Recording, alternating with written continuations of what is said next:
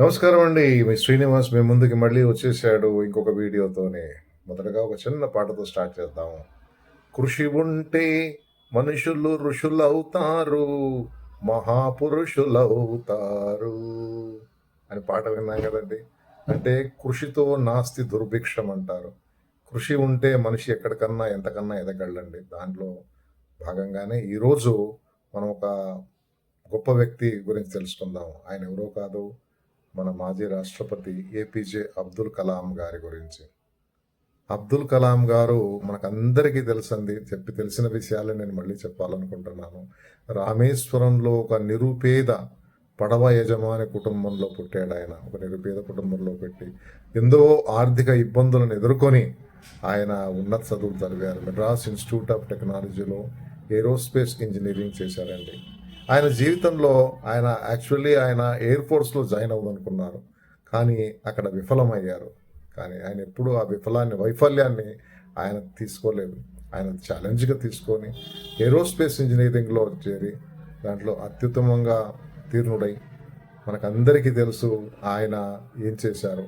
ఇస్రో డిఆర్డిఓలో ఒక మార్గదర్శిగా ఆయన పనిచేసి భారతదేశ అంతరిక్ష కార్యక్రమం మరియు క్షిపణి రంగంలో క్షిపణి అభివృద్ధికి అగ్ని పృథ్వీ ఈ రెండు మిజైల్స్ని తయారు చేసిన మిజైల్ మ్యాన్గా ఆయన పేరు పొందారు.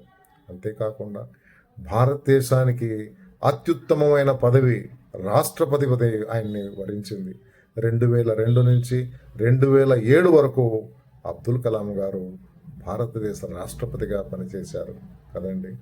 అది కూడా కాకుండా భారతదేశ అత్యుత్తమ సివిలియన్ అవార్డ్ భారతరత్న 1997లో అబ్దుల్ కలాం గారికి ఇవ్వబడింది. చూడండి ఎన్ని విజయాలు సాధించారు అబ్దుల్ కలాం గారు. తన విజయానికి ఆయన కొన్ని సూత్రాలు చెప్తారండి. మనకందరికీ తెలుసు అబ్దుల్ కలాం గారు రాసిన బుక్స్ వింగ్స్ ఆఫ్ ఫైర్. ఈ బుక్ని నా ఒక రిక్వెస్ట్, అందరూ చదవండి, అందరం చదువుదాము. దాంట్లో కొన్ని చాలా చాలా ఇంపార్టెంట్ పాయింట్స్ ఆయన మెన్షన్ చేశారు. అవన్నీ కూడా మనం చదివి మనం కూడా ఉత్తీర్ణత దాంట్లో వెళ్ళాలండి. ప్రతి ఒక్కరు కూడా విజయం సాధించాలంటే దాంట్లో మార్గాలు చూపెట్టాడు అబ్దుల్ కలాం గారు. 2-3 సూత్రాలు మనం చెప్పుకుందామండి. ఆయన చెప్పింది ఒకటి, విజయానికి 3 సూత్రాలు: కృషి, మరి సరళత, simplicity. Hard work and simplicity అని చెప్పారండి ఆయన. మనం అందరం కూడా చూసాం ఆయన ఎంత సింపుల్గా ఉంటారో. Very very simple, down to earth కనబడేవారు ఆయన. ఎప్పుడు ఆడంబరాలకి పోయేవారు కాదు ఆయన. ఎప్పుడు కూడా రాష్ట్రపతి అయినా కూడా, ఒక మిజైల్ మ్యాన్ ఉన్నా కూడా ఒక సింపుల్గా డౌన్ టు ఎర్త్గా ఆయన మనకందరికీ సుపరిచితము. అలాగే ఎప్పటికీ వదులుకోవద్దు అనేది ఆయన యొక్క రెండో గుణం. ఆయన ఏమంటారంటే వైఫల్యాలు వస్తాయి జీవితంలో మనకి అన్నీ సక్సెస్ కావండి, విజయం రాదు. ఒక్కోసారి ఓటములు కూడా ఎదురవుతాయి, కానీ దాన్ని వదులుకోవద్దు. మళ్ళీ మళ్ళీ మళ్ళీ ట్రై చేయమని చెప్తారు అబ్దుల్ కలాం గారు. ఎప్పటికీ వదులుకోవద్దు. మూడోదండి ఆయన చెప్పేది, కలలు కనండి. Dream big, dream dream dream. మీరు కలలు కంటే ఆ కళని సాకారం చేసుకోమంటారు కలాం గారు. చూడండి, ఇలాంటివన్నీ కూడా మనము మహాపురుషులైనటువంటి అబ్దుల్ కలాం గారు ఒక సక్సెస్ మ్యాన్గా మన ముందు ఎదిగారు. ఆయన అత్యుత్తమైన పదవిని సాధించారు. అంతకంటే ఏం కావాలండి విజయానికి? కాబట్టి మనం అందరం కూడా, ఎస్పెషలీ ఇప్పుడు యూత్, నేను చెప్పేది మీరందరూ కూడా చదవండి, వింగ్స్ ఆఫ్ ఫైర్ చదవండి. ఆయన యొక్క సాదా సీదా జీవితాన్ని గమనించండి. ఆయన ఒకటే చెప్తాడు, ఎంత ఎదిగినా ఒదిగి ఉండాలనే సూత్రము అబ్దుల్ కలాం గారు చెప్తారండి. ఆ పుస్తకం అందరం చదువుదామండి. అది కాకుండా ఆయన రాష్ట్రపతిగా పనిచేసినప్పుడు ఆయన ఎంత సింపుల్ పర్సన్ అంటే, ఆయన రాష్ట్రపతి పదవి అయిపోయినాక విరమణ వచ్చేసింది. రాష్ట్రపతి నిలయాన్ని వదిలేటప్పుడు ఆయనతో తీసుకువెళ్ళింది ఆయన యొక్క డ్రెస్ అండి, 2 కోట్లు, ఒక ప్యాంటు అండ్ పుస్తకాలండి ఆయనతో తీసుకెళ్ళాను.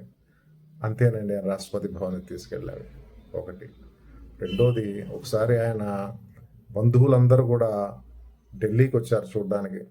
ఆయన రాష్ట్రపతిగా ఉన్నారు. అయితే వాళ్ళందరూ ఢిల్లీ నగరాన్ని తిలకించారు, చుట్టుపక్కల ప్రాంతాలన్నీ చూశారు. ఆ ప్రాంతాలను చూసినందుకు మొత్తం ఖర్చు సుమారు 2 లక్షల రూపాయలు అయింది. మొత్తం ఛార్జీలు, ట్రాన్స్పోర్టేషను, స్టే అన్నీ కూడా. తెలుసా అండి ఆయన ఏం చేశారో? ఆయన ఏమీ రాష్ట్రపతి ఫండ్లోంచి ఇవ్వలేదండి. ఆయన జోబీలో పర్సనల్ డబ్బులు కట్టారండి. He has paid his own money from the pocket. See, that is the simplicity of a president of India. అంతకంటే ఏం చెప్పగలం అండి అంత గొప్ప మనిషి గురించి. ఆయన అన్ని మతాలను కూడా గౌరవించేవాడండి. ప్రతి మతాన్ని గౌరవించేవాడు. అలాంటి గొప్ప వ్యక్తి గురించి మనం తెలుసుకున్నందుకు, మన దేశంలో ఆయన జన్మించినందుకు మనం గర్వపడాలి. అబ్దుల్ కలాం గారి బాటలో మనం కూడా అందరం నడుస్తామండి. సక్సెస్ని సాధిస్తామండి. ఇది ఒకటి నేను ఇవాళ చెప్పాలనుకుంటున్నాను. మళ్ళీ ఇంకో గొప్ప వ్యక్తి గురించి మళ్ళీ తెలుసుకుందాం. Thank you.